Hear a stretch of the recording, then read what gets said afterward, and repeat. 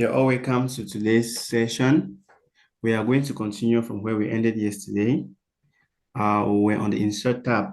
So today we are going to do more of graphing. We're going to plot many charts today. So you have to stay focused and make sure you grasp all that you can, because the charts that we see are plotted based on the objectives of your data, so that you will not go and use a line graph when you're supposed to have a bar chart, and you should not have a pie chart when you're supposed to have a scatter plot. So today we're going to see that. All right. Okay, so let me share my screen.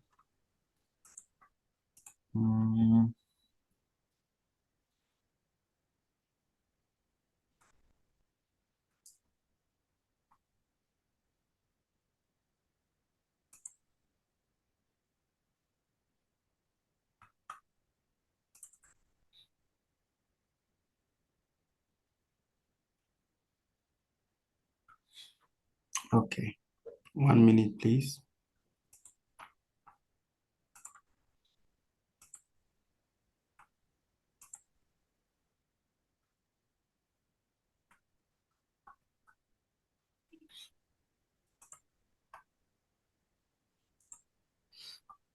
Okay.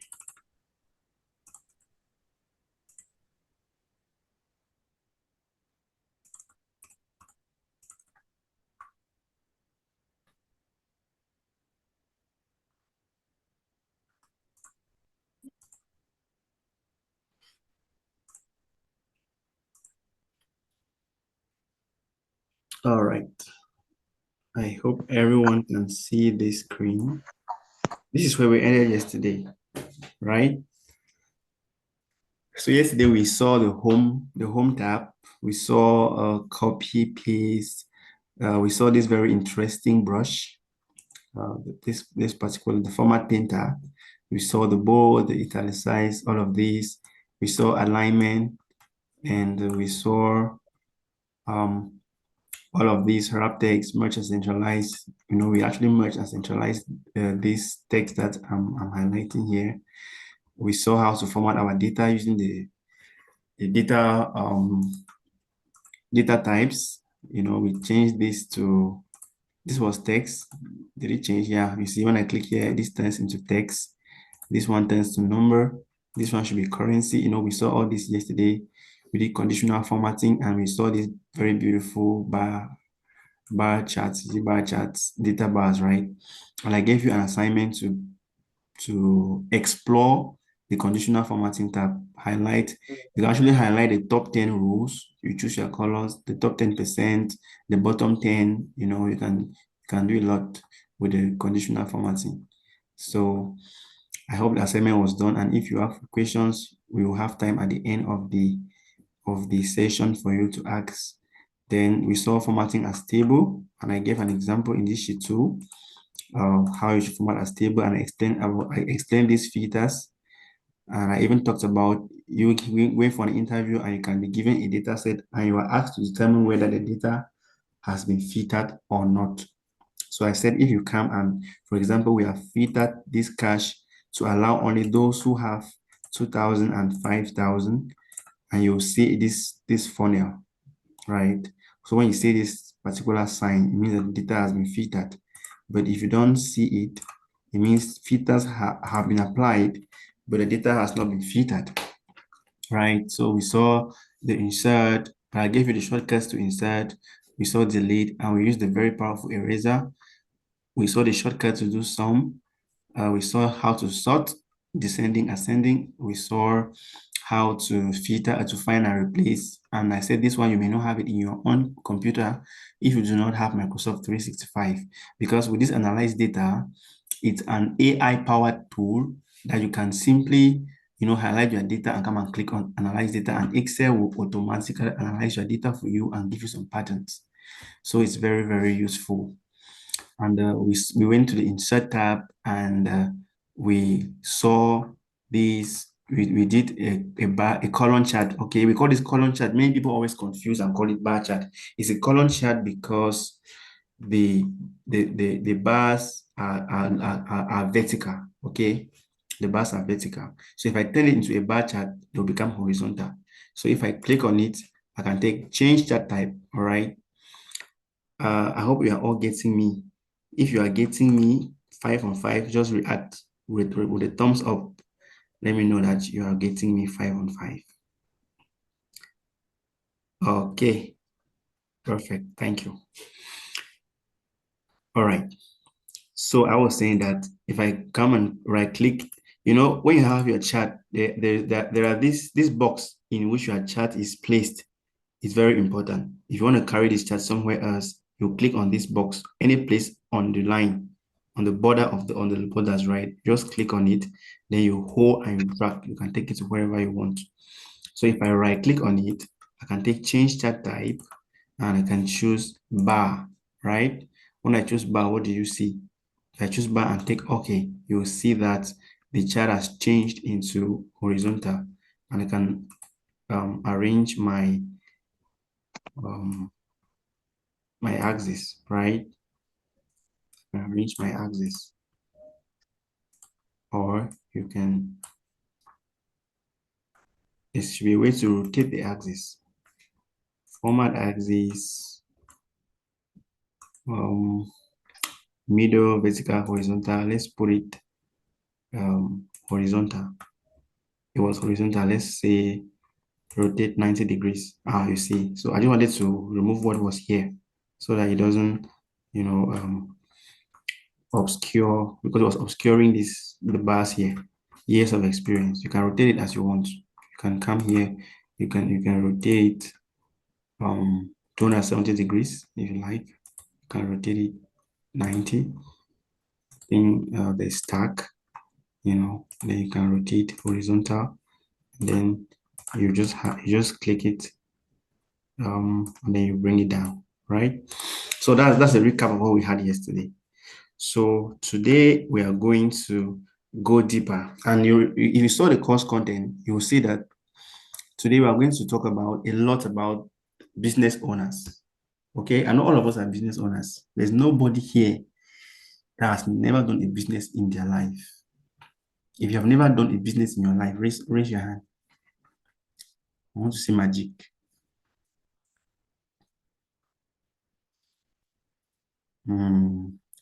5 seconds.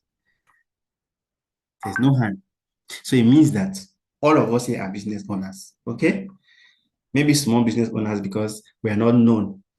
They don't know us like they know Microsoft, like they know Dangote, like they know Elon Musk, right? Like they know the rich people, like they know Apple, like they know Pixel phone, like they know iPhone, right? But we are business owners. So today's class is for everybody. It's for everybody, whether you're an accountant, you're in agriculture, you're in the health industry, humanitarian, teaching, logistics, whichever industry. Today's class is very important. And that is why I've tried my best to come out with some data sets, very short and simple data set that we can use for today's lesson. And I'll give you a simple example of how I used to track the income of a medicine store. That will be a case study because that is real world data. But we are going to start with some data that I have generated. So let me share that screen for us to see. All right, so small business data sets. Right. Hope you can see the screen. So this is an Excel window. So when I'll be calling the words now, your terms, you already understand them because yesterday we took time to explain what an Excel window is, a workbook is, a sheet is, rows, columns, all those jargons. So this is an Excel window that you see, right? And then it has different sheets. This does not show you how to name a sheet, but I'll show you today because you are seeing that this sheet, if you see my mouse, is pastry series, right? So you can be into pastries. You can be into pastries. Like my wife does pastries, right? So this is really going to help her to track her data. So you have pastries, that's for people who are into cookies and all that. Then we have electronics for small business owners who are into electronics. And then we have medicine store. For those who are in the health industry, you know about paracetamol, antibiotics. This is just in general. We could just change this maybe and put an antibiotic like, let me see if I can remember those things. Mens, I've forgotten gentamicin. Okay. I used to work in the hospital, so it's been a while. So let's just change this to gentamicin and change this to Bico, right? Help people. Bico, vitamin B complex. All right. Then we have data analysis services. Why did I include this one? Because when we talk about businesses, people only think about businesses that you have products, but there's also another sector where you render services, like what we are doing here. Ets Analytics is not selling a physical product to you, but we are offering you a service. That's a data analysis service. So it's also a service, and you can track how many data sets you analyze, or how many clients you have, and how much income you receive from those clients. Okay. So to like I showed you yesterday, if you want to add another sheet to this Excel workbook, you can come to this plus as you see here. I can click on it and a new sheet has been added. If I want to rename this sheet, let's say for example, you have data for poultry, right? I can just right click and take rename, and then I'll type poultry. So into agriculture and livestock, right? Poultry. All right. So you can have this and we can create our own table. Maybe we can just have something like this. We can just copy this one and we come here and then we just paste it, and then we change these clients into number of files sold, right? Okay. And this money can be in, okay, let me allow USD because it's a universal currency. Here we have people from Uganda, we have people from Ghana in this call. So if we're using franc CFA, it might not flow for everyone. So let's leave this USD here. All right. Okay.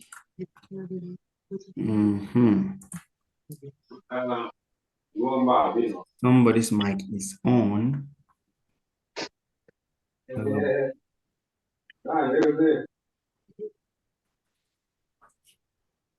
Let me see. Let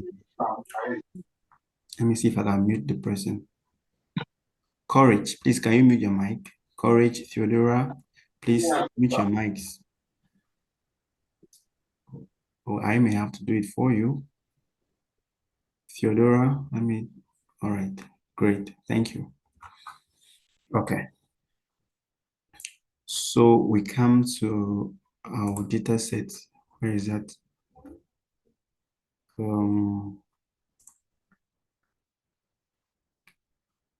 Okay, let me see.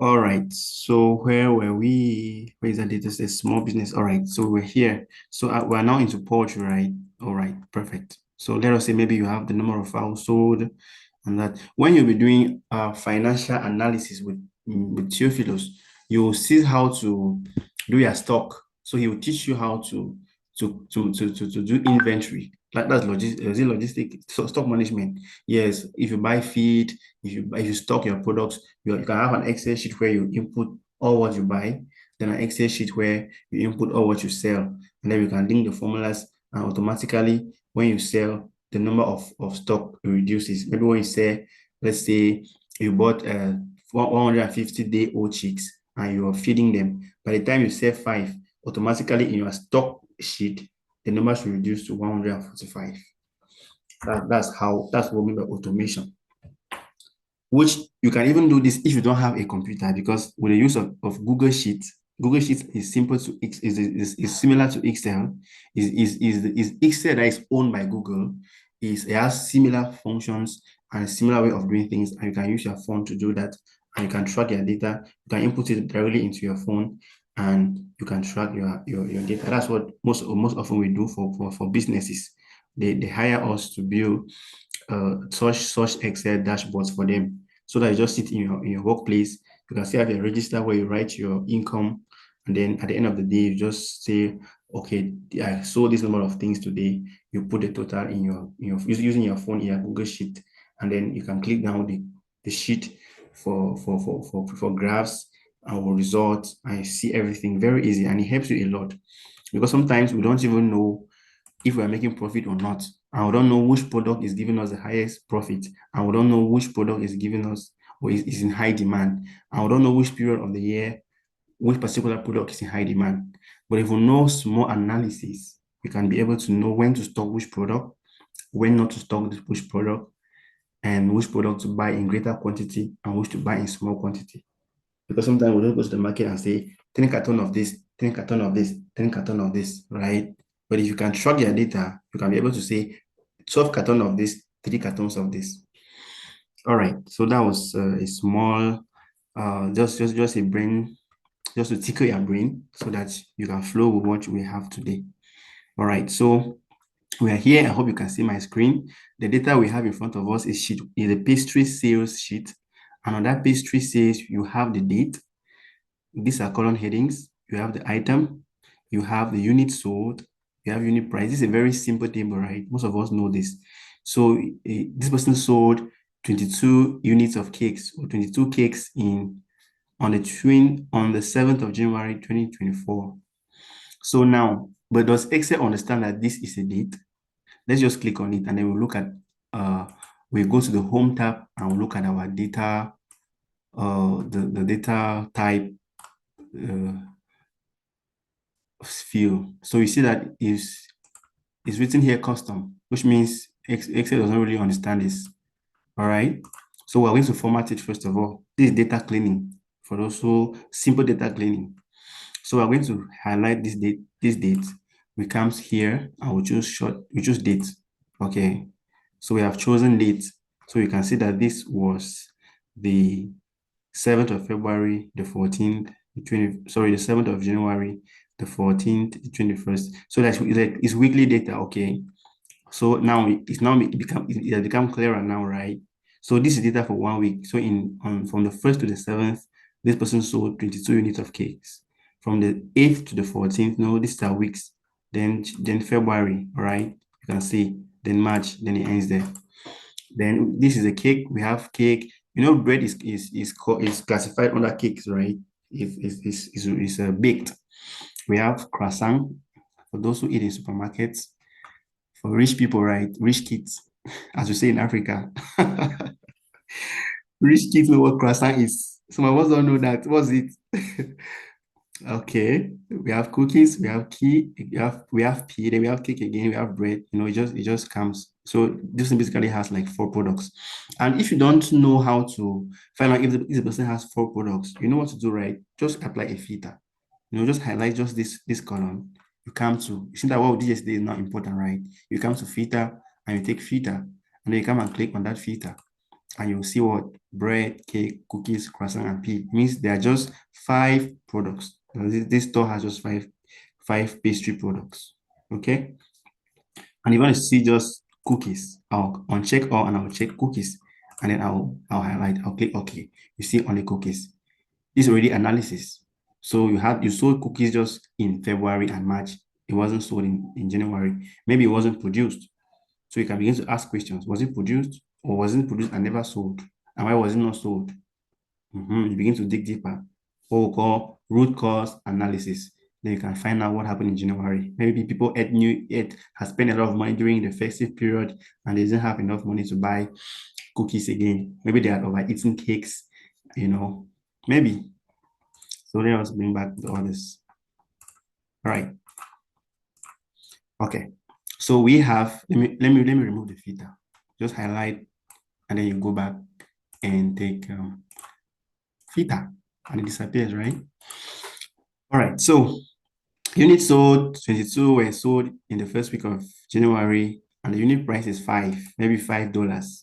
So let's use dollars because it's universal. Okay, since we have people from other countries here, let's not use a currency that may not be you may not be used to or familiar with. So let us say that this is dollars. So we can come here and say that this currency is in dollars. So I can come and just put a dollar sign, which is shift 4 to tell us that this currency is in dollars. You can choose to format it as currencies, okay. But in accounting, when you put this sign here, dollar sign, it means that all of these things are in dollars. So there's no need to format again as currency. You can just leave them as maybe numbers or general, but I prefer we just leave them as numbers and the decimal points can be reduced. So once you calculate the total sales, this is simple mathematics, right? I don't want to put this myself. I want us to calculate it so that we remember what we did yesterday. So as rule number one, if we were in class, in a physical class, I would have asked us, what is rule number one in Excel? Rule number one is that you must begin a formula with what? An equal sign, right? So I'll put my equal sign, then I'll click on the unit sold. Then in Excel, this asterisk is the multiplication sign. So if I take Shift 8, you see that asterisk, that's the multiplication sign. So I'm multiplying by the unit sold, by the unit of each item. When that happens, I click on the enter key and you see the total amount for cakes. And then what do? We just autofill, right? We don't need to type this and do it over and over. You just come here, you point your cursor items into a cross, a black cross, and then you drag right down. If you want, you can come and add total here and put total units sold, total, but now that I want to plot a graph, keep total aside for now. When you plot your graph, you can come and add your total because totals like that, sometimes they affect your graph. All right. So we've done this one. And if you want to make it beautiful as we did yesterday, why not highlight it, go to borders, all borders, then maybe highlight the whole window, go to view, uncheck the grid lines, go back to home, put a fill color. It's cakes, right? So we can use something. I'm not very good in colors. Yeah, we can use, what's this color? I don't know. So we can do something like this. And maybe why not format it? Why not come to by seeing on home, we come to format, row height. We still put our 20 or our almighty 20 or our famous 20. Then we still come to format. We come to column width. We put our famous 20. 20 is not a standard, okay? It's just I just like it. You can choose any 18. You can choose anything you want, just to make it very, very nice. Maybe I want to change the font. I like Aria. Maybe I can put Aria. Okay. Maybe I want to put this in the center so that I should just enjoy my data when I'm working with it. Let me be enjoying it. When you format it, you're enjoying the data. This is already bolded, not so. Maybe I can even want on the line. I don't know. I just want it to be beautiful to me. You see. So this is our guide. I put this thing for us so that we should go faster. All right. So we can create 3 charts from this table. The first chart that we can create is a bar chart. All right. So when you're creating a bar chart, okay, let me read what is here. To compare series of different time items, e.g. cakes versus cookies. Okay. Cake. So we just take cake and then we take sales. Sales is a total sales, right? Good. So we just take item and total sales and we plot a bar chart. So you don't need to highlight like we did yesterday and come like this and then you don't know because you want to plot item and total sales, but they are in 2 different places. You don't need to copy it, come and paste here, come and copy this and paste together. No. Excel is so excellent, right? That's the way the name even comes from. Excel. It makes you to excel. It's an excellent tool. So if I highlight item, okay, I hold the control key on my keyboard, I'm holding it, and I come and highlight total sales. Bam, just those 2. I'll plot those for these 2, okay? So I'll come to insert. Like I said yesterday, if you don't know what to do, click on recommended charts. Excel will recommend charts for you. Let's try. You see, I just click on recommended chart and Excel already gives me a bar chart. Okay, if you want a column chart, column chart. If you want a bar chart, you click here.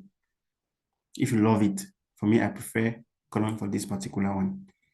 So a cluster column chart is used to compare values across a few categories. Use it when the order of categories is not important, right? Maybe then look at bar chart. A clustered bar chart is used, Excel tells you everything to compare values across a few categories. Use it when the chart shows duration or when the category text is long, right? If this text here, like cookies, for example, this names here, zipi or is P. croissant, bread. If these names were too long, we're going to use a bar chart. The column chart is okay. So I take okay, right? So we have our chart right here. And let me bring it down and put it here. So like I said yesterday, you can leave it like this. It still makes sense. But if you want to, beautify it, you can come here, you can put axis titles, you can remove these grid lines. We can even put data labels if you want. But if you make it too busy, that's what we call in data, in graphic designing, that your design is too busy. It means there's too much text. Okay. So I'm saying that it's too busy when I put these data labels. So let me remove them. And then we can come here and we rename our y. This x-axis is pastry, right? Pastry type. Also, always in the singular. In singular, how do you put it? In singular word, not plural. And here is sales, right? Sales. And now I want to put my y-axis because I'm not seeing that line. I want to put it. So I click here, I right click again. I click and right click. I take format axis. When I come here, I choose this first one. Then I choose line. I was there yesterday, right? Then I come here and I choose black. Very beautiful. And it comes out. The same thing here. Click on it. I don't need to right click because it's already showing here. Just click here.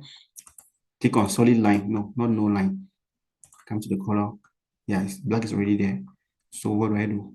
Black, black, black. Then where is okay? Where is okay? There's no okay. All right, it's automatic. It's already there. It's beautiful, right? So maybe if you want to change this color of this blue now, you want to change it, you just click on it. You highlight all of them. Then you right click and you take fill color. Okay. For fill color, you can choose any color of your choice here. But since Excel gives these colors to you, you can create your own color palette. Like I showed you guys yesterday what I created last time. So you can come to more fill colors, custom, and then it's not for graphic designers. So you must know a bit of color theory when you're plotting graphs as a data analyst. Okay, so you can come here, you can choose your RGB colors, red, green, and blue, depending on the theme. Maybe you're working in an organization like MasterCard, where their colors are red and yellow. You can go and ask ChatGPT color combination for red and yellow. They will give you. You come and put the color code here. All right. Now, you can just try that. It's not what we have to do today, but you can try it. Maybe I can put let me just try anything. So 33, maybe 9 here, and then maybe 45, something like that. All right. Then I choose okay. So it's a red something. Maybe because I'm looking for MasterCard or so, I can leave it like this. Then these bars too, these gaps should not be maybe too much. So you can still click here, you right click and you take is format data series. Then you come here, you see these lines, this series overlap and gap width. You can just play along with them. All right. So if I want to increase this one, maybe you can use these arrows. You see, as I'm increasing it, do you see any change? You see, it's better now, right? So the rule of thumb is that you should increase this a little bit. Okay. This gap width, the gap here should not be too much. Like the column should be bigger than the gap, not the other way around. So it's beautiful, right? Good. So we can even remove this title. If you want to rename our chart, we can remove this title. Just delete it. All right. So we have this. We can use this for others. I think it's possible to copy this and paste, and then you do the other thing. But there's no big deal. We'll just do it over and over. Not too much shortcuts today. So you have seen, right? But now let's analyze it. What does it say here?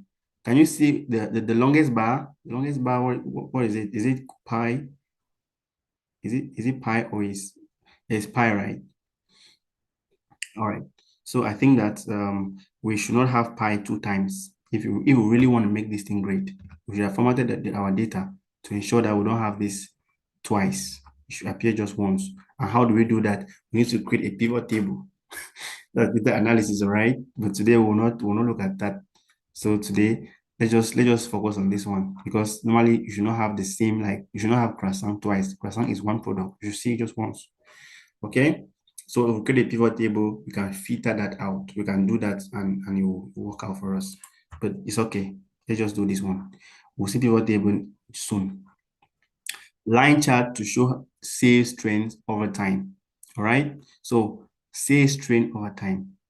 It means I'm using the date, right? Because the only column here that has time is my date column, not so. So I can highlight it. I hold my control key. I come and highlight total sales, and I go to insert. And maybe I don't know what to do again. I just take recommended charts, and automatically Excel gives me what? A line graph. And there's even an area chart here. The best is a line graph. So you use a line graph when you are comparing data across a timeline, when you're comparing a trend. All right.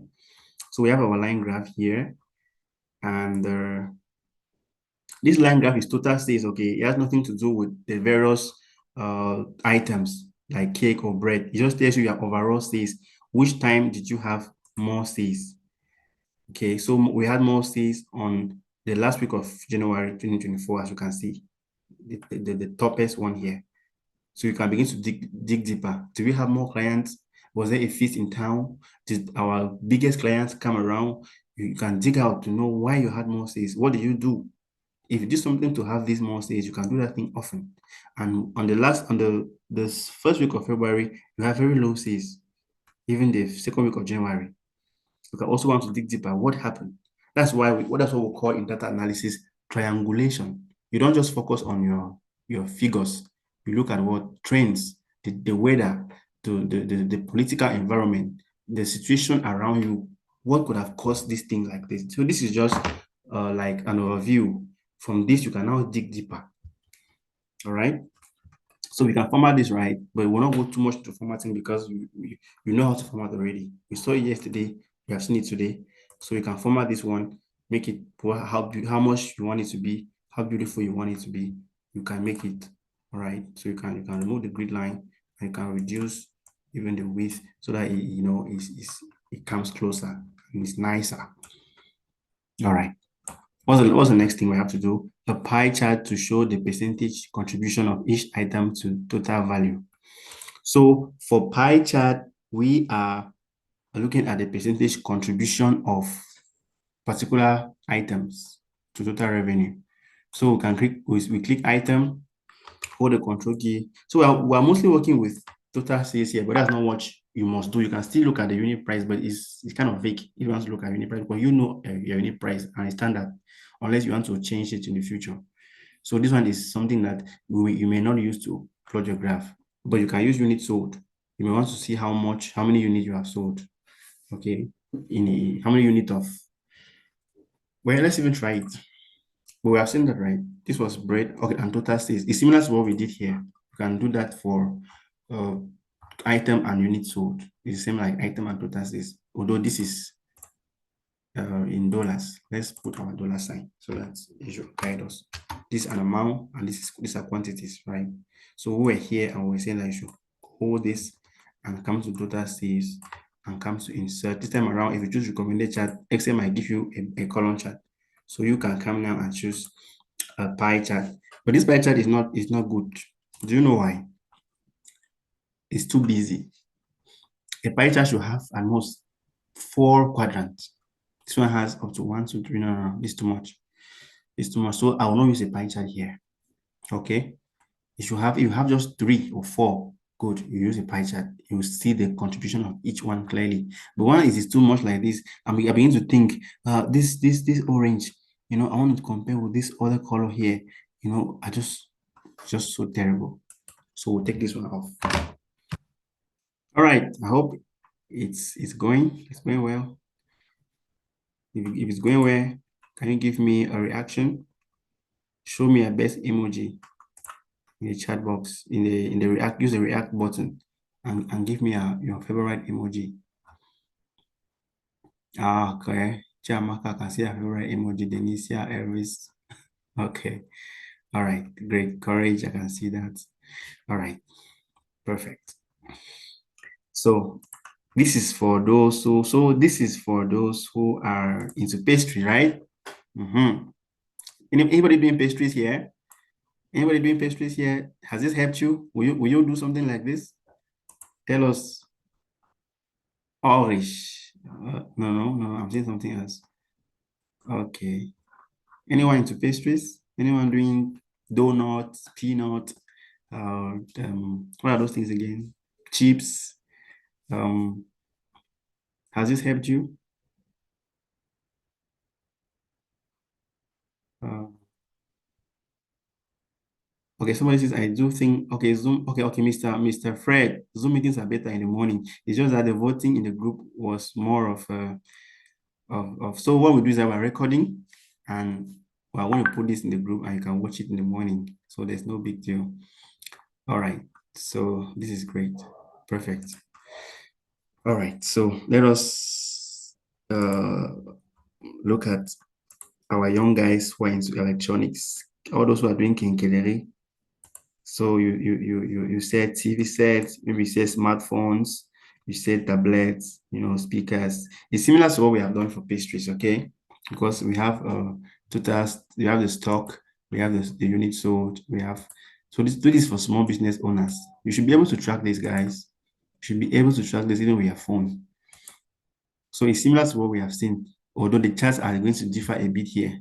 This is similar to what we saw for pastries, but our charts will be a bit different so that you see when to use which chart. So the first one says a stack bar chart to compare stock versus sold quantities for each product. All right. So for each product, this one, the products will not repeat.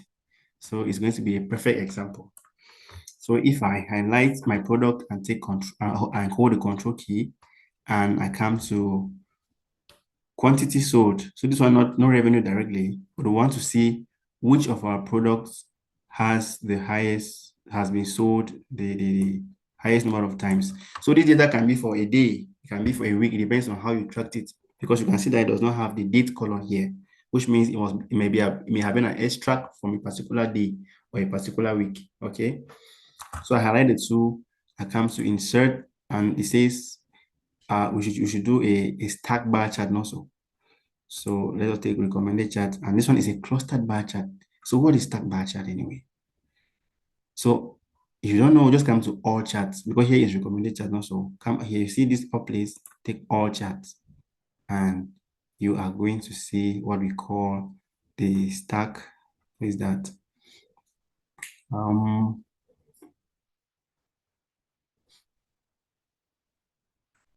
Here, stack. Do you see that? I just point my cursor and you see stack column. So we'll click on it. Then we'll click on 100%. It may not really be useful now. Maybe this one. Yes, this one is better. Okay, so what's the difference with the clustered? So with a clustered, you can have different colors showing your different items sold. Okay, so the laptop was the highest number of items that were sold. All right, so let us choose the stack. You can also see it from here, although you might not really appreciate it here, but I'll show you when we're doing a real world example of a Mexican store. I'll show you where this is really important, because with this one, you can see the one that has the highest gap, the biggest color, or the biggest one is laptop. You can see, right, followed by this lemon green, which is smartphone. So it can help you that way. So we can have a column chart to visualize revenue per product. So the highest thing that you should always want to know is the revenue. How much has come in from each of the item you have sold. And you can, when you do financial analysis, you will see how you can look for profit. If you know how much you bought this TV, if you know how much you bought your TV, you can come here. If you know the cost price, not so. Yes, so we can add a column here for the unit price, this unit price sold. We can add a column for unit price for the unit cost price. Okay, and then we calculate its own total, and we can add maybe 0.5% to it. Why do we do that? Because in real accounting, you should be able to account for other costs, what they call indirect costs. I don't know if I'm right. Accountants are here, like the cost of transportation, the cost of your rent, because each thing you sell in your store should be able to contribute a little quarter to the payment of rent. in that store, the payment of taxes, like what we call patang, and your transportation and electricity bills, if you have water bills, so you can add a small percentage to each of your if you are to sell this. Let's say you bought this TV for the unit price is $300, right? Let's say you bought it for $200 and you're selling for $300. It means your gain is $100, not so. In that $100, you should be able to have compensated for electricity, transportation, rent, taxes, and maybe even pay yourself. That's how you calculate your gain. Although in the industry today, the market has already calculated it for us, and prices are just, you know that if you go to this place, you have to buy an iPhone 12, you should prepare around how many dollars? $600 or something like that. Okay. So that was just an aside. So we have to visualize our revenue by product. I just take product, I hold the control key and I click on revenue, and we go to insert and we take not recommended charges again. Maybe just come and take our bar chart this time around. All right. And you can see now that the laptop actually gives you the highest revenue. And now you may think that the laptop gives you the highest profit because you have seen its own bar, its own column is very long here. It may not be true. It may give you the highest revenue, but it may not be true. For those who do business here, you know that you can buy this laptop. Maybe you are selling it for $300. Maybe you bought it for $290. So again, it'll just be $10 there. But it's because you can sell many of it. So when you add that $10, maybe to 100 copies for 100 units, it gives you now big gain. So there's a lot of, when you start tracking your data, you begin to see how you can, manage your business very well. So that's it. The laptop gives us the highest revenue, and the tablet gives us the lowest revenue. And just to give you an aside again, in the tech industry, research has shown that the tablet market is the slowest. Okay, the highest market today is a phone is phones. Phones are the most bought tech products. Followed because almost everybody in the world has an Android, has a phone, a smartphone, then followed by computers. Then tablets are the least. So you want to start thinking out of the box, and you want to now produce a product that will compete with the mobile phone, a product that can sell. Now I'm really going into details. Let's just end here. Let's consider our data analysis. Just that when you're doing this stuff, you must know business because there's just no way you can analyze data like this and you don't think business. You have to just start thinking business. And that's why I had to do an MBA because it was like I should just know this thing, I should just understand these things better. All right. So I'll not format the charts. You can format them, you know already how you can format the charts. And one thing too that I want to show you is this your y-axis. You must not just leave it what Excel gives you, okay? The highest value here for the laptop, the highest is $31,500, right? You must not leave it as 35. You can still come and choose your highest value here to be $31,500. When you do that, it compensates, or it controls for what we call, is it truncating or truncation in data analysis. So let's try it. Okay, so I'll click on the y-axis, I'll right click, I'll take format axis, then I'll come to this maximum and I'll choose my maximum value here, which is at 31,500, right? So I will come here and I will type 31,500, then I'll click OK. And what did you see? You see now the highest bar now actually ends where your highest line is. And it makes sense, right? I'm sure you saw that. It makes sense, right? All right. So now this one is what many of us don't know, except those who do data analysis, those who do statistical analysis, like in SPSS. So you hear what scatter plot is. So let's try it. Let's just try it. And it may not be very good because we have very few data, just about, we have just how many this thing here? 5. So it will not be very beautiful, but let's just try it so that you see what a scatter plot is. Then I'll explain to you what it does. So they say a scatter plot to see the relationship between units sold and revenue. Units sold and revenue. So it means that for a scatter plot, I have nothing to do with text, right? I'm not plotting a product against, because in data analysis, those who do SQL, there's what we call, or those who do Power BI, There's what we call the star schema and also. And then there's what we call, that word is going away from my mind. Like you have these numbers, right? You have these numbers in your star schema. You have this one, and then you have the one that's just your items. They are not mathematical numbers. Like that's what I'm trying to say. So in a scatter plot, you don't have anything to do with text, with products. You are comparing just figures. That's what makes it unique. So we're comparing relationship between units sold and revenue. And it's very important for those who do statistical analysis because you want to see if does increase in units sold lead to increase in revenue. Maybe not. So let's try it. Units sold, where my control key, I come and click revenue. I come to insert. I go and choose scatter. No, this line, where is scatter? Insert scatter. Okay. Let's choose the first one. You can choose bubbles here. See, it's beautiful. Oh my, this thing is so very so nice. Let's choose this one. Let's choose this scatter bubbles. So what does it mean? Let's interpret it. So on the x-axis we have the units, right? We have the unit because you can see that you have there are few the units, and then on the y we have the revenue. So it means that at 10 units, no revenue at 10 units. It means we start selling from and there's no 10 unit here. You can see the lowest unit number of units sold here are 17, right?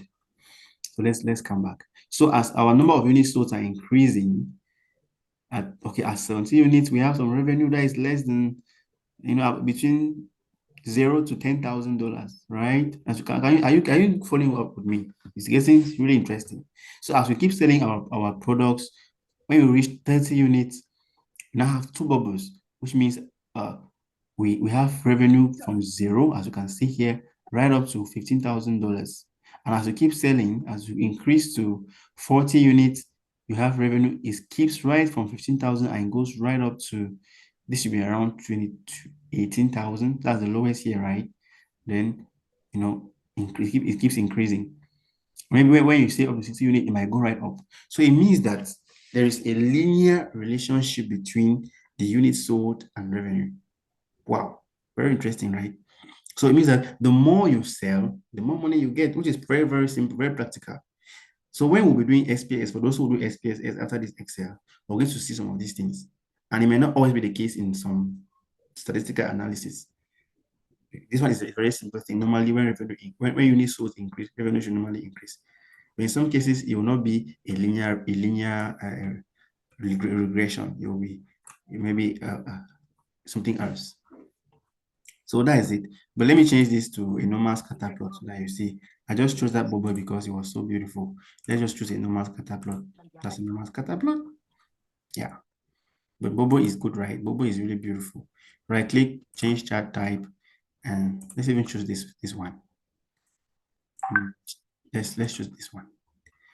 For the other ones, you can explore them. You can explore and see how the linking is. But I can just get you confused if you don't, unless you go and read. So you can explore this. Data is very interesting, very, very interesting. So I'm walking away from it because we're just scared. But if you get to understand data and how to use Excel, you just sit and you just be smiling. You'll think that maybe one guy is you are thinking of one guy, but you're just enjoying your profession. Okay, where we at? Okay, so we are through with electronics. Also, let us go to medicine store. In this medicine store, I'll show you guys a real world example that I tracked it myself in the whole of 2024. I tracked that. I will do some work there. You'll see magic in Excel. So for the medicine store, we have drugs, right? Maybe you paracetamol. This medicine store is in Africa. People say that it's illegal, but the governments in Africa know that they cannot meet the need of all the people if they want to stick to pharmacies. So we can only but advise those who own medicine stores to do what? To ensure that they buy their drugs from the right sources. That's my opinion, okay? It may not be yours, my opinion. That they buy their medication from the right sources and put them in the right temperatures. Because if I want to do a small pilot study right now, and I say that if you've never bought medicine in a medicine store, put up your hand. I'm not sure what happens to of the two people here, which means most of the time we go and get our medication from the medicine store. Which means if they were not existing, huh? Anyway, so you may want to advocate that let us look for a way to rather help these people to become legal. Maybe register their businesses, help them to put temperatures in their stores, help them to get their drugs from the right places, rather than catching them and going and destroying or blocking them up. Sometimes the government just wanna get money. You know. Anyway, so what am I trying to say? Let us plot a multi-line chart to track each medicine type sales over months. So this one is what we have not seen. It's a line chart actually, but we have many products this time around. So you see that it's different from pastry, right? Pastry, we have products, item on this one line. So you have seen how we are analyzing, we are arranging our data. But when it comes to medicine, we have analyzed our products instead horizontally like this, and we all have their unit and we have the months. So as we do many like this, you can choose one that will work for you and your business, for your parents' business, for your uncle's business, and implement it. You can go to your uncle's business and implement this, and I don't know, tomorrow they can make you the regional manager, you know. So these skills are not for nothing. Use these skills. But that's what one of my mentors used to call knowledge obesity. What's knowledge obesity? Is when you gain knowledge and you don't use it. Just like we eat a lot of nice food, chicken, eggs, but we don't exercise. And then it gets stored in our body and we get obese. Although some people are obese because of genetics or things like that. But many of us are obese because of our lifestyle.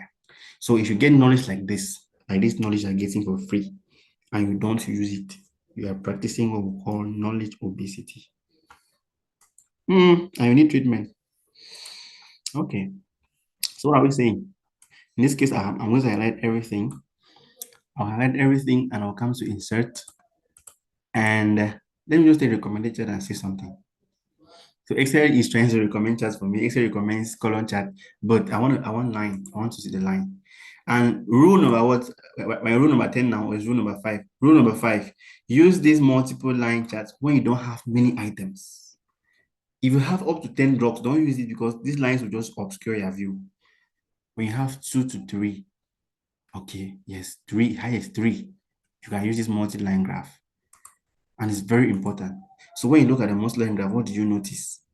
You notice that this red line is the last, right? It started here, went down, it tried to go up, to go up, and then it kind of flattened, and then it descended. Those who want to write the English exam, the IELTS for academics, I used to see questions there like this. They'll give you a graph and they'll ask you to interpret it. So these classes can also help you prepare for that. So you see that gentamicin started, the revenue started at a revenue of $90 in January, and then it went down to $69 in February. It tried to go up to 135, and then it kind of stayed a little bit stable to 148, 140, and then it went drastically down in June, which means maybe there was maybe a wave of disease outside that had to be treated with gentamicin, and when that wave went down, the the demand for that medication also went down, right? So it's not as how do you put it? It is not as a strong demand drug as the green. What was the green? Green is Bico, right? Bico is vitamin B complex. Those who are nurses here, I think you are just flowing with this. You're just flowing with this, right? Nurses, pharmacists, doctors who are in this call, healthcare workers. I think that you are just flowing with this. But also want to be healthcare workers, students who are in the health industry, medical students, nursing students who are here. I think this is really important for you.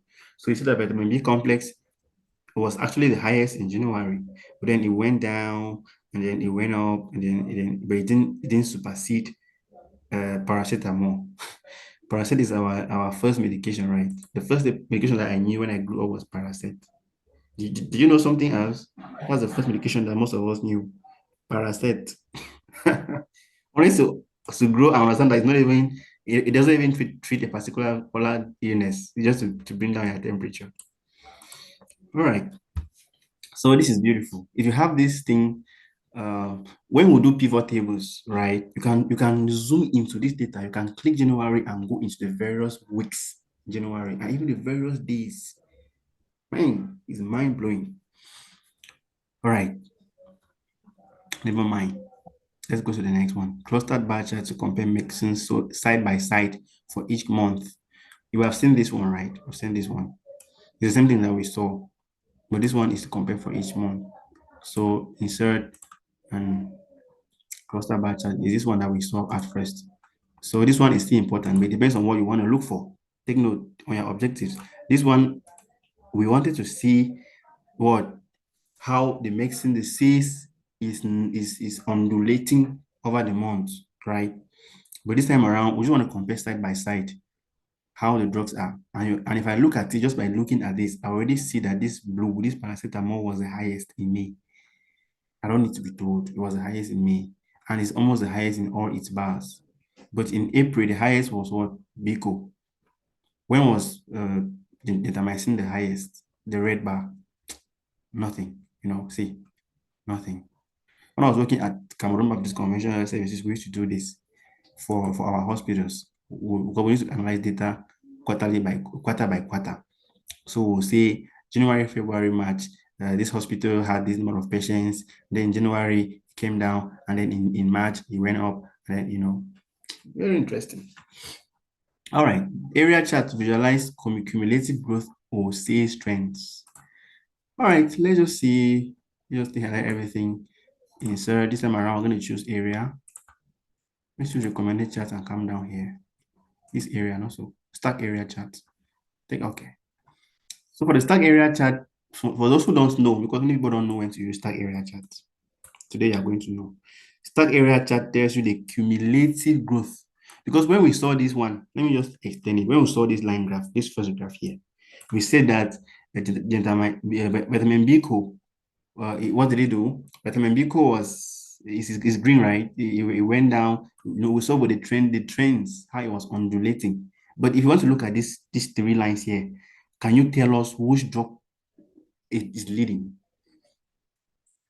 Can you tell us which drug is leading? You may not tell us. All right, I'm going to explain it. You will not tell us, right? You just know that the BICO was going up and coming down.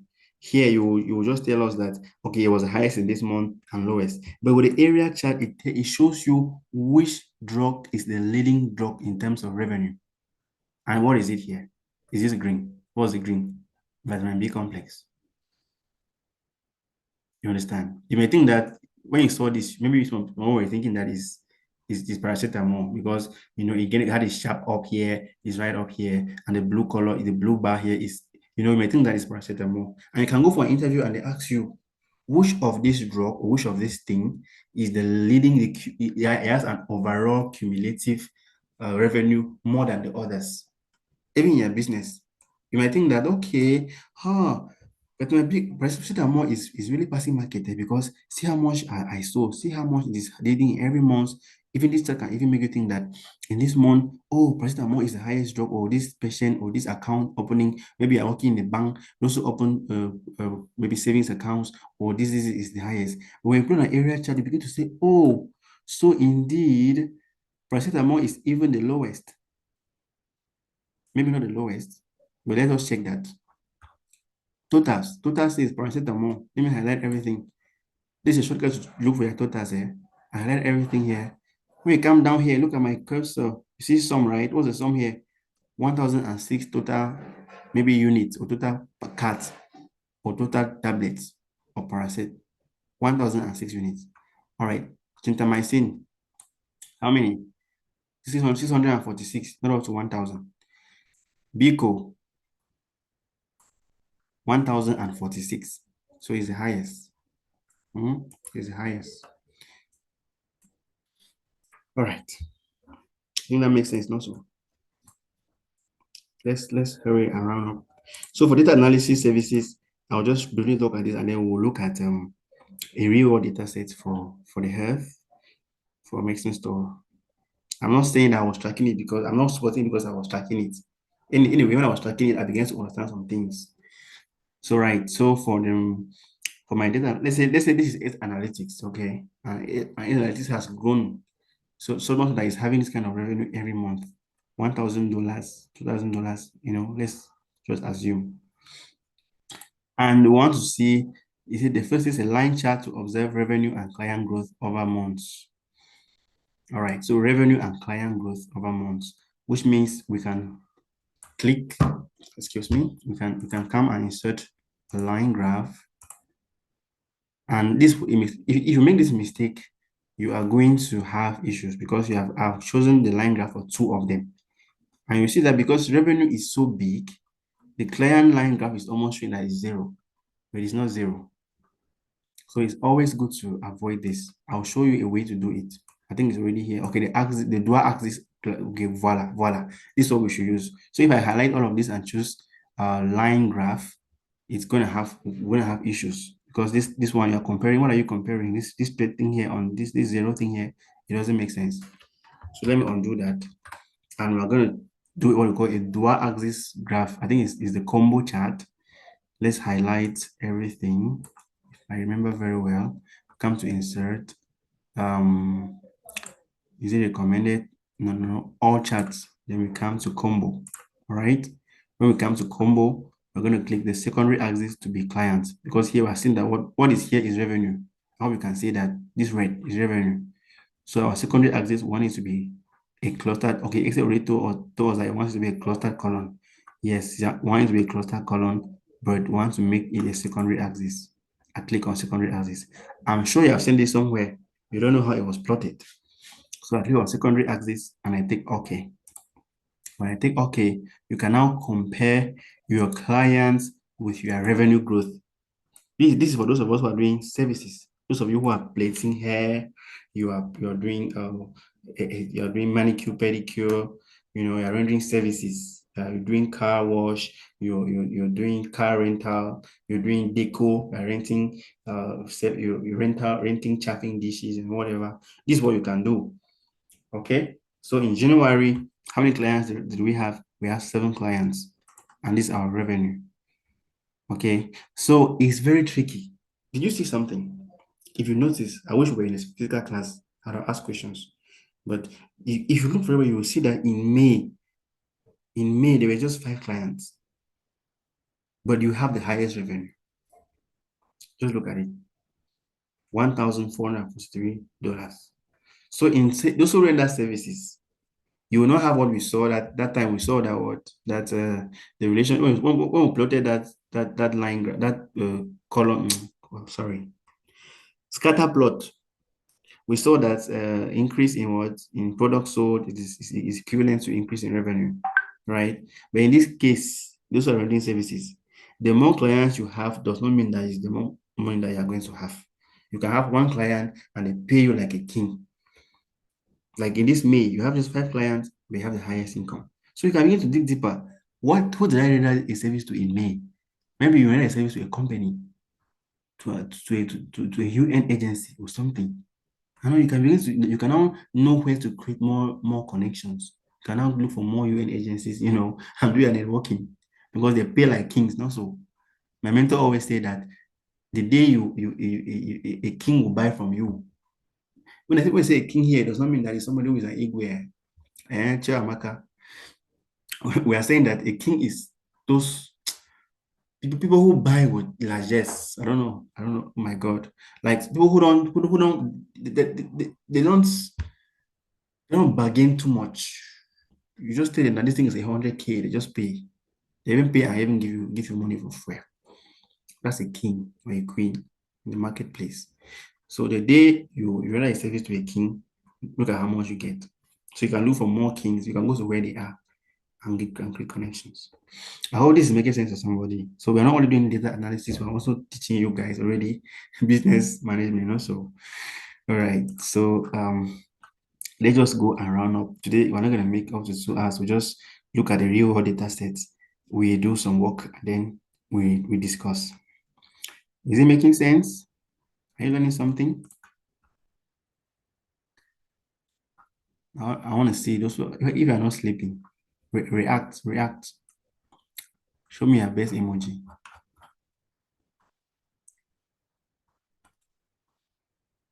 Because you know the tendency with an online class is that you just log in and then you're washing your plates or you're cooking your pounded yam. Not so. You're not following. So if you're following, give me a thumbs up. Show me your best emoji. I'm seeing just one person, just Theodora. Okay. All right. Great. Augustine, Elvis. Great. Perfect. All right. Let me share that screen now.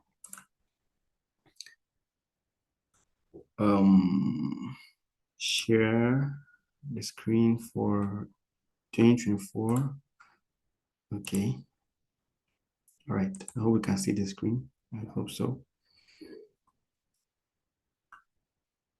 So I'm sharing a screen now, a different screen where you see medication, you see the date, and it's formatted as date.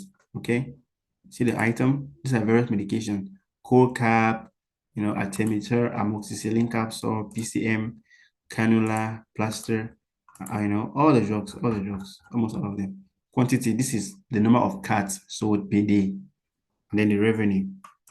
Yeah, let's assume that it's in cents, maybe 100 cents, or 100 Ugandan shillings, or 100 naira, or 100 francs, right? Or 100 Ghana cedis. No, this should be too much in Ghana cedis. All right. So the first thing that I want to do here is data cleaning. Data cleaning here, you just need to first of all look at your data type. All right. The first thing, data type. Is it correct? I just click date. This formatted as date, right? Okay. All right. There's one thing that I will show you guys. To write date using the date function. That is the best way to write your date if you're using this type of data. You don't just type the 1st of January. This is at times it will not work. You use the date function. And how do you use it? Rule of thumb number one, begin your formula with an equal sign. If you forget this rule, you're finished. All right, equal sign, right? Date. I just write D and date already appears. Oh, Excel is really excellent. Then I double click on it and it tells me what to do. It says put the year. Which year is it? 2025. It says give a comma. I give a comma. It bows more. I say put the month. Which month is this? This is the month of June. I put 6. That's number 6, right? Comma. Today is the 7th. Put 7th. Then I close my braces and I hit the enter button and I get my date. That's how you put your date in Excel. If you want to have a perfect date, that will you use it in your pivot tables and other things. So in Excel format, did you see that it begins with the month? Excel calls it what? June 7, 2025. But those of us in West Africa, you might think that this is what? The 6th of July, not so. So always take note of your date. Very important. Very important. So that's the first thing. And this is what I did. Began in January. Every date I was tracking. That's data. That's data. You don't have to skip. You see, up to February, March. It's up to December. Up to December. Okay. If you want to see the end of the data, you don't need to use this button and be, thank you, entering dates have been troublesome. Okay, voila. That's how you do it. Use the date function. It will be perfect for you. If you don't use it, you will not have, you go to pivot tables and plot that you'll not be able to do slicers. You'll not be able to do buttons to put the date button. All right. So if I want to go to the last data on this sheet, I don't need to be scrolling down, wasting time. See what I will do. I just click on the first cell, then I hold the control key and the shift key at the same time. Then I press the down arrow. Wow. And what happened? It went right down to the last one. And I'm seeing that some dates are shifted to the right. And then read it. So this one may have been formatted wrongly. Okay. So I'll retype it. This is supposed to be the 24th of what? Of the 24th of September. All right. Day 24th. Right. So I'll click inside and come and change this 25th to 24th. So we're doing data cleaning now. This is 26th. So it's supposed to be, see, there was an error there. It's supposed to be 9, then 26. And hit the enter key. You see, it didn't work, even though I did the right thing. So I'll use my date function. Equal to date. Double click. Year 2024. Month 9. Date 26. Close. Enter. Did you see now? It has shifted to the right. That's to show you that it's a real date now. All right. The same date. The same date. So we're doing data cleaning now. You have to be very sure that your date is formatted correctly. So this time around, we'll only take the pin to scroll down to check that no date is shifted to the left. All dates are shifted to the right. And if you click on it, you should see the date function. See, you see what I used? Very important. So we check it out very fast, very fast, very fast, very fast, very fast, very fast. Right. We're in April, May. Okay. This one, you don't need to check duplicate here because you should not have duplicate for dates. But you can have duplicates, right? If you sell different drugs on the same day. Did this work? This doesn't sound right to me. Yes. Let me make it 4. The 4th. So I simply change my days. 4. It's the same day. It was the same day. So I'm just correcting that.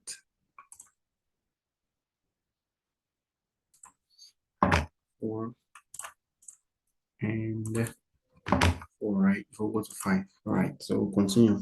You see, very wrong data. Even this one, I don't think it's correct. So we are going to, I know what to do. Just highlight this. Then you can copy the 6 and this is 6 here. Then highlight the 2, 6. And then you do that. Then for 7, you just, do you know why I think that is wrong? Because I'm seeing this 0, 7 here. Normally it should not be. If you formatted very well, you shouldn't have that. All right. So what now? What normally what should take most of your time should be data cleaning, because most of us always rush to analyze data, and we end up having problems. You go and get hooked somewhere because you were hurrying to analyze. So you take your time and do your data cleaning. Make sure you are saving, because computer like that is man-made. Very soon the thing will go off and you come back and you never even see what you were doing. So always save your work. That's rule number 0. All right. So then you see a lot of errors here. Okay. Did this work?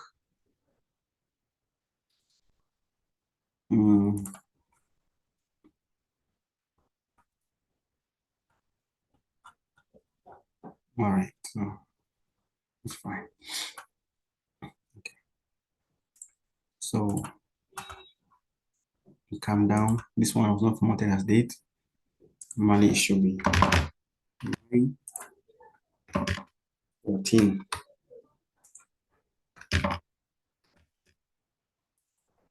It didn't go. So date function.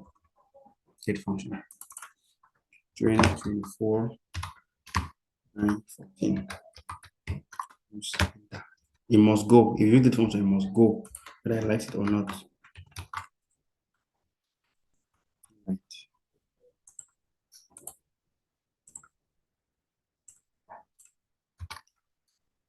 See, you don't put our equal sign. 2024 9, was it 20? It was 20, right?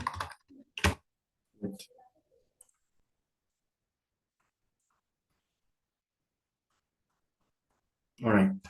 So it ended in September, not December, no problem. But I hope that all this has been formatted as date. You can still highlight everything and you come here and choose date. Although you can choose date, and if it was not written using the date function, it may not still work. So let's just put the date there. Perfect. The next thing is missing values. You see this empty one, plaster. Okay, the quantity for plaster, the person did not know how to estimate it, so he left it empty like that. But it will disturb you. It will disturb you in your pivot table because you will see it as a blank data sheet. So how do we deal with this? You can remove the blank spaces. All right. You can remove the blank spaces. You can put your filter. Come here, you put filter, highlight and uncheck all the blank spaces, maybe. Then for revenue, do we have blanks? No, we don't have blanks. All right, that's it. We have already cleaned our data to the best of our knowledge. And this spelling should always be the same. If you're using the spellings, make sure you spell them the same because in pivot table is not a human being that it will say that Postinor was spelled maybe without an R. So it's Postinor. Excel does not know. Excel is it's a perfect tool. It knows all the exact things. That's one thing that you have to try to do. All right, so what do we do now? Highest drug sold. How do we get the highest drug sold in the entire year? Using this particular, it's becoming much now. Our data now is like how many rows? Is it up to 1,000? Let's see. Our data is 786 rows. So it's much. So you need to now go to advanced Excel, which is what? Pivot tables. In every Excel post that they advertise, guys, they always stress it. You should have knowledge of pivot tables. The first day I saw this, I was like, what is pivot tables? I thought that it was something so big, so complicated, so complex. But the day I learned pivot tables, I was like, is this the thing? And even the day I saw VLOOKUP, I said the person must not use VLOOKUP, XLOOKUP. I said, what is VLOOKUP? The day I did VLOOKUP, I was like, is this the thing? So don't get scared of all those things you see in job adverts. You just need to know the knowledge. Just if you want to learn your Excel, just learn your Excel. Just learn your SPSS. Just learn your SPSS. That's it. All right, so let's create our pivot table. All right, so I'll come here. The insert. We're doing insert. I'm going to the right. Now let's come to the left. Pivot table. Did you see? Have you ever noticed this? Maybe I've never seen it. If you come to, you just click anywhere in your data. You come to insert and choose pivot table. Excel automatically highlights the data for you. Imagine, look at it. It understands that this is the data, and if you scroll right down to the end, you will see that it highlights the data right to the end, and it says create pivot table on the same sheet or on a new sheet. It is recommended that you should create it on a new sheet, okay? So I'll click OK. And Excel opens a new sheet and calls it sheet 2, as you can see here. It calls it sheet 2, and that sheet 2 is my pivot table, all right? But you can see, you see nothing like this. You see nothing until you come and click inside.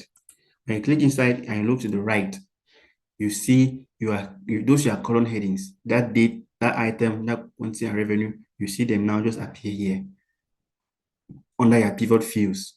So for those who do SQL, they know what fields are. So when you click pivot tables, you now see a field.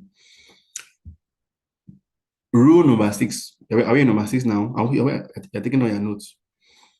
Any column that has figures, that has numbers, you always come to this one. You see values here. Are you seeing where my cursor is? For example, revenue. There's no way you will take revenue and come and put it on other rows and it will make sense. It will not make sense. So it should always be here. All right. So let's go to our objectives. What's the first objective? The first objective is the highest drug sold. Okay, so we're talking about drug and revenue. Where are we? Sheet 2. Highest drug sold. All right, highest drug sold. It means I want to take the quantity and also the item, which is my drug, and put it on rows. You see, I put it on rows and it already shows here. And then I take the revenue. No, highest drug sold should be quantity also, right? Highest drug sold should be the quantity. So I'll take quantity and put it here. And what does the pivot table do? The pivot table automatically sums, it summarizes all of this. If the spellings were all the same, then we should not have something repeating. You see now, spelling was different here because I wrote Cipro and I came here, I wrote Cipro tab. Maybe this was Cipro, I don't know. There's different kinds of Cipro now. I have Cipro, is it Cipro inject or what? I don't know. I've forgotten those things. Maybe it was Cipro syrup, something. So you see, Excel summarizes everything for me in the pivot table. So if you want to see the job with the highest quantity, you can still sort this. Remember, we also sort yesterday also. You can come here and click on the first one, hold Control and Shift, click the down arrow, and you come to sort. And you sort from what? Largest to smallest. And the highest drop that was sold was a Ferragam. Interesting, right? Let's see the lowest drop that was sold. The lowest drop that was sold is a drip set, although the spelling is a little bit different. Those people use post-it. No, let me see post-it. No, will I even see it? Is it among the first five? Ah, it's not even. It's here. How interesting. And I noticed that in this data set, Posino and Viagra always go like their brother and sister. Very interesting. All right.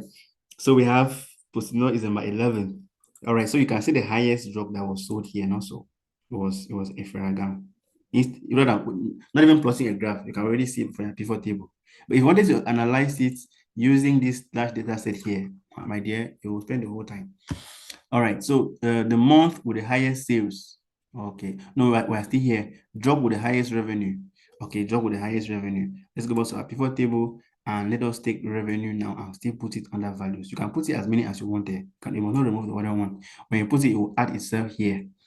So job with the highest revenue. Is it still a Ferragam? Maybe not. Let's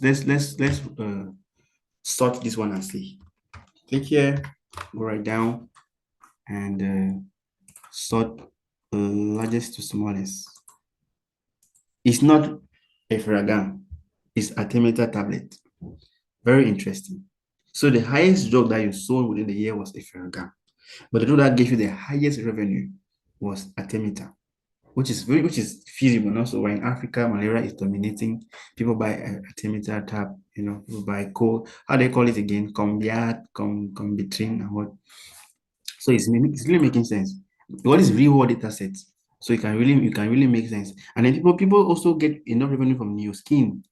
New skin is this tube that people apply on your skin. You know, I think this artemether here should be maybe inject. Then amoxicillin.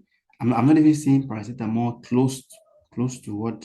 Yes, PCM is right here for revenue. So these objectives will be coming from the business owner. I want to know which drug give me the highest revenue. I want to know which drug give me the highest profit. I want to know which month I have the highest sales. Stuff like that. All right, the next thing is the month with the highest sales. All right, we come out to our pivot table and we bring dates. Perfect. You'll see magic now. Let me just take this date, okay, and put it under rows. And then let me just bring back item. I don't want its trouble. Let me just leave it like that. Then under dates, since it is a pivot table, you can zoom into your date, into months. Since you roll your date using the date formula, that's why it makes sense now. You can zoom into your date. And when you'll be doing dashboard with Clinton, you will see that you can use this date to do a slicer where you can click and the day, the month will change and stuff like that. So if I click on this date, inside this row, I've put date. If I click again, let me take it back and bring it again. It's already summarizing everything. I already see months. Interesting. No, I want to zoom inside. Okay, so I have months. You see, it should even give plus year. It should not only give months, it should give plus year. Okay, so we have the months here. But do you see months in our data? This is our data. You don't see months, right? You see just the day, just your date. But once you do pivot table, you can actually zoom in. So you can come and click in January and you see the various dates in January. You can collapse it and you can expand it. You can do that for February. There's a way to even put it into weeks. I don't know why this one just shows, it shows just months. It should be able to show you even weeks, but that's fine. It will still answer our objective. The month with the highest sales. Which month is that? Let's still sort because looking with your eyes, you may not really know. You sort largest to smallest. And the month with the highest sale was May. Interesting. So what happened in May? Was it rainy season coming and people are falling sick? What?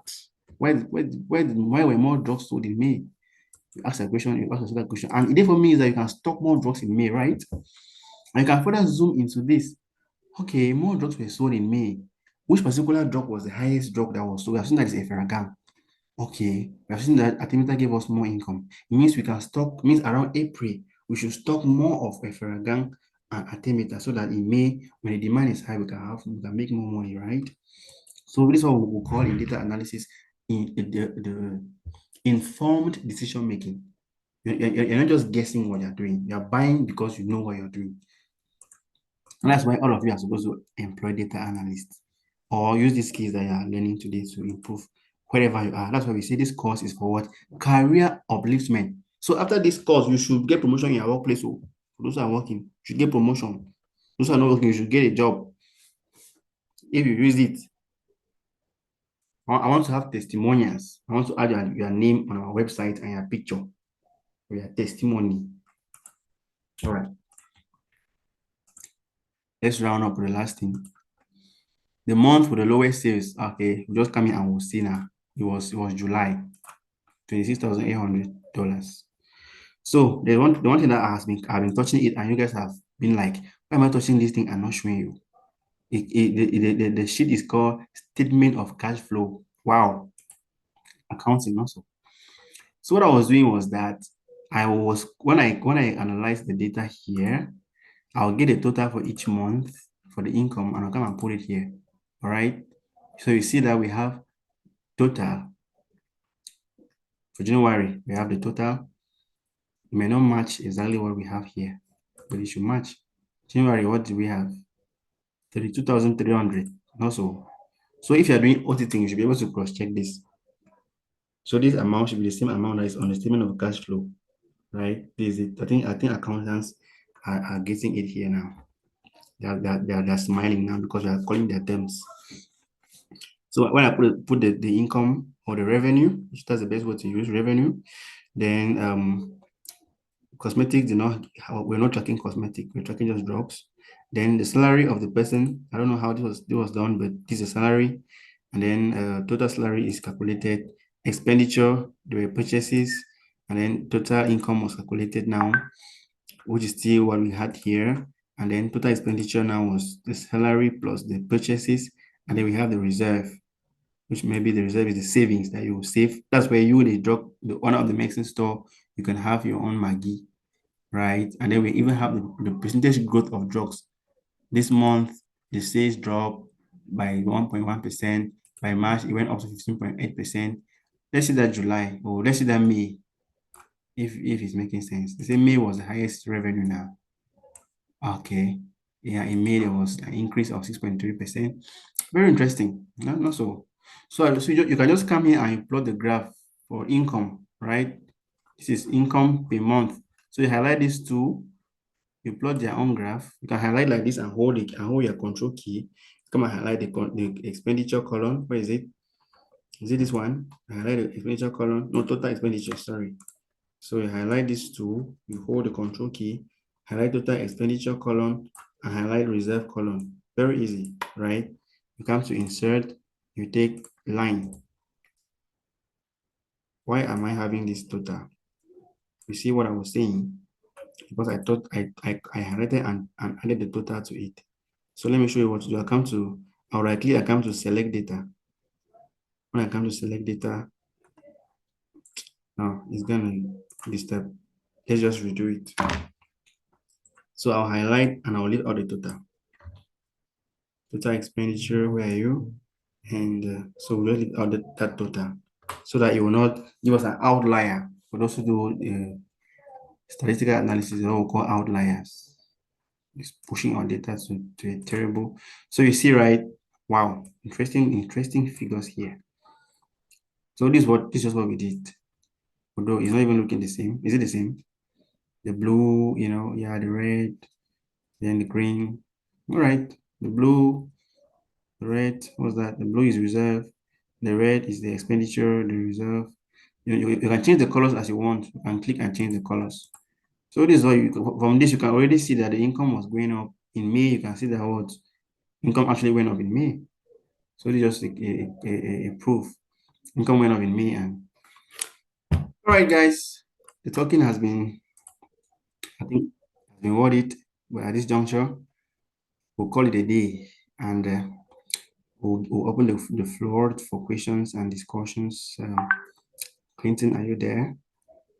We still have some few minutes to go, and we would like you to take the floor, Clinton, if you're still there. Yes, Mr. Ngwana, thank you so much. I'm here. So thank you so much for the wonderful sessions. So it's been a great learning opportunity and experience for all of us. Hope we enjoyed the sessions. Please let us know if you enjoyed the sessions. Can you react? Courage, sir. It's really interesting. Thank you, Nzi. Janicia. Very well. So we still have 16 minutes to go. I know some people might have jotted some questions they would like to pose now. Please, the floor is open. You can unmute your mic and then share your concerns. Okay, thank you, Clinton. I can see Okay. some questions in the chat box. Somebody says, how do you uncheck blank spaces? So it's the same thing, all right? You come to your filters. You come back to filters where you apply the filters, right? There were filters we did. So I'll come back to filters and I'll check back the blank space.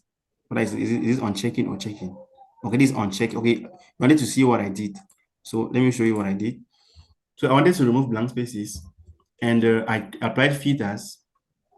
Like I came here, click here, you go to filters, you apply filters. Then you come and click on the filter and you uncheck the blank. You see this blank, you uncheck it and you take okay, and all blank spaces are gone. So that's how you do it. Mercy, yeah, that's how you do it. So Theodora, you're saying VLOOKUP is a nightmare.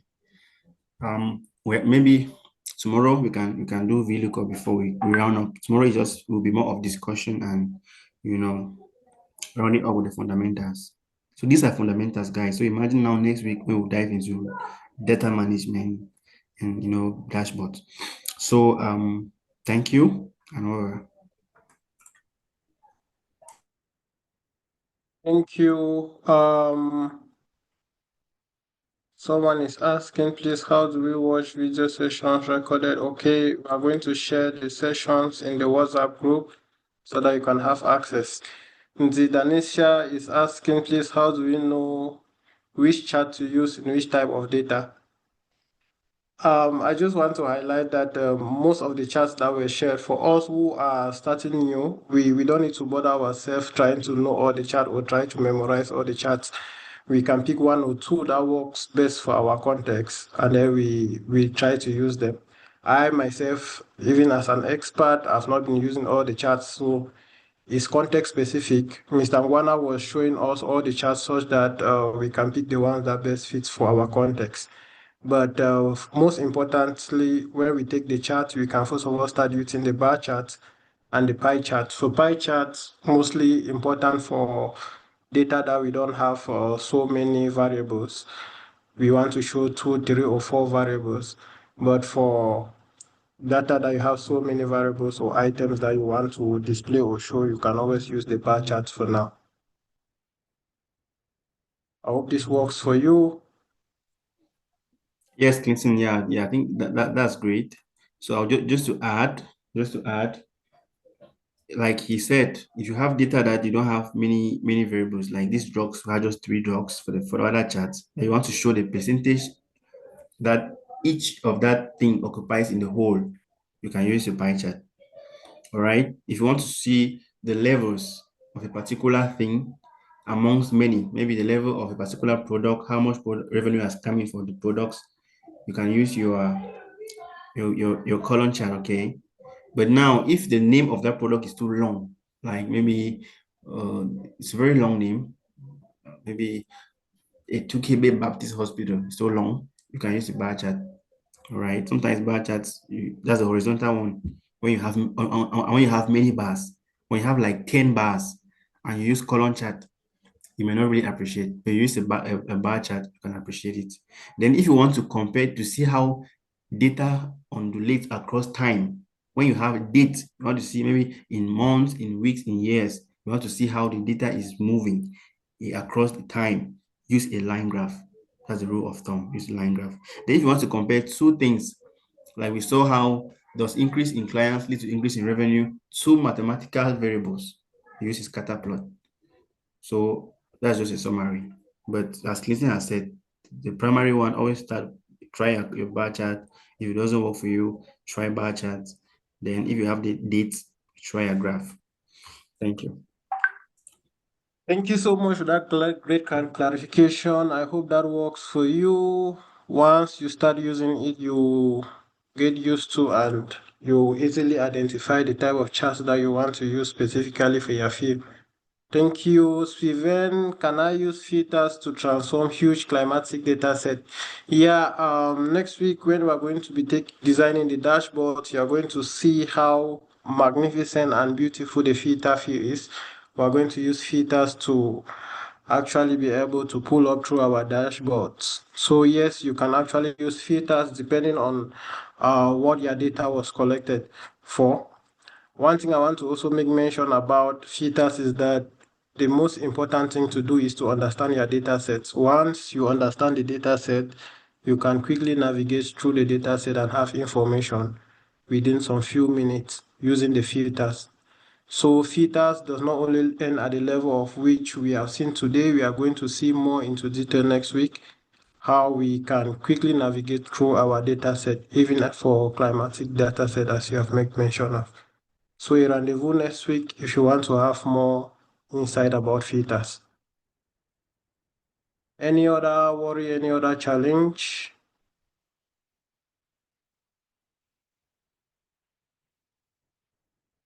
Okay. Are there any reactions? Are there any questions?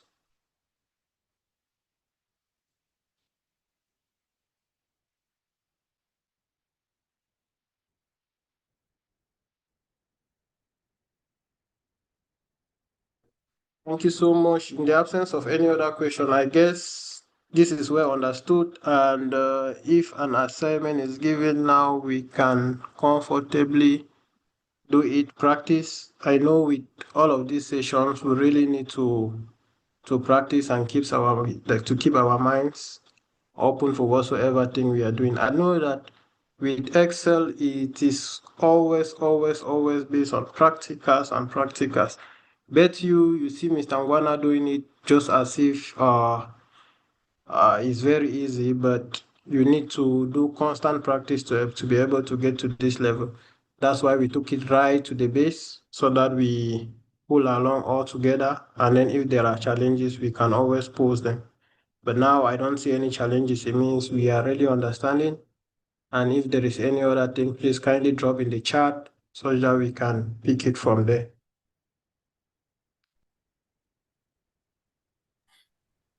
Okay, for the assignment, I'm going to put the same, what we have done today, the charts we plotted, the Excel charts for the electronic store, the medicine store, the pastry. I'll put that data in the WhatsApp group. Then you watch the video again. That will be great. If you can watch this video, we'll put the link, or we'll put it up on our YouTube channel. We'll put the link in the group. You watch the video and you try to create a chart that's we have done. You try to now um um apply what you're learning on your data. If you can do it and even take a screenshot and put in the group, that would be great.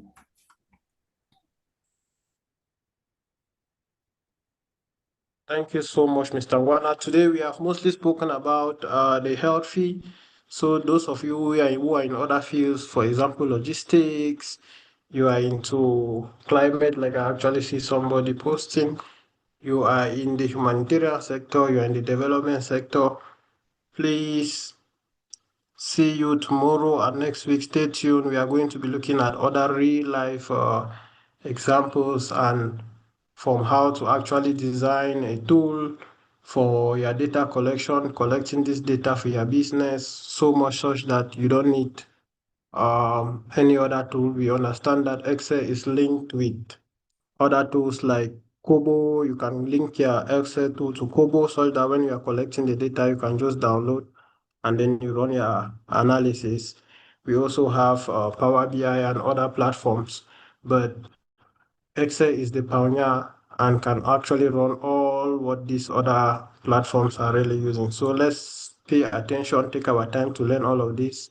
It is really going to help us. Whether you are a student, you are doing research, catch you up by the time we are completing this course is going to really boost our understanding and we'll be able to analyze our data basically. Okay, bye.